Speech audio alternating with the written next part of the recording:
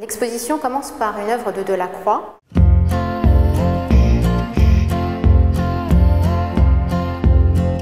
La première partie avait pour objectif l'excellence. On a commencé par Delacroix, on enchaîne sur Courbet, sur Monet, sur Daubigny, sur John King, Renoir, donc des noms indispensables à la compréhension du début de l'impressionnisme.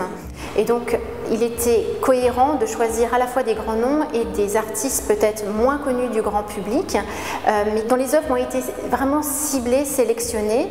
Je prends pour exemple une œuvre de Pinchon qui est peut-être moins connue du grand public, mais qui lui explore les nocturnes, donc les paysages urbains et maritimes nocturnes, ce que les impressionnistes que nous connaissions peut-être plus, nous, grand public, à moins valorisé, donc à moins travaillé. Donc il était intéressant d'un point de vue stylistique, mais également thématique, de valoriser des artistes un peu moins reconnus.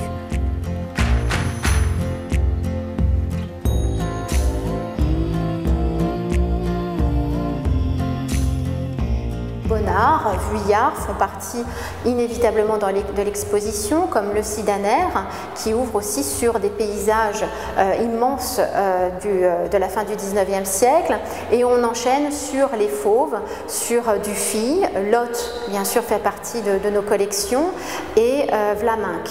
Alors Vlaminck, c'est une œuvre aussi très intéressante, puisque nous prenons à contre-pied peut-être le regard du public, et nous l'invitons à ne pas voir là une œuvre peinte, donc en couleur. C'est un dessin de Vlaminck que nous présentons, donc qui peut être aussi très surprenant.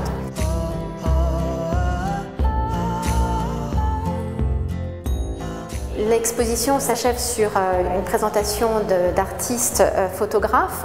Nous présentons les œuvres de Doisneau, des frères Ciberger, donc très importants dans les années 30 en bord de mer, jusqu'à Cartier-Bresson, et plus récemment dans les collections Massimo Vitali, qui aujourd'hui est reconnu de façon internationale, tels que aussi Sarah Moon ou Simon Proctor, qui viennent tous deux du milieu de la mode et donc qui ont un autre regard beaucoup plus incisive, beaucoup plus direct avec l'objectif.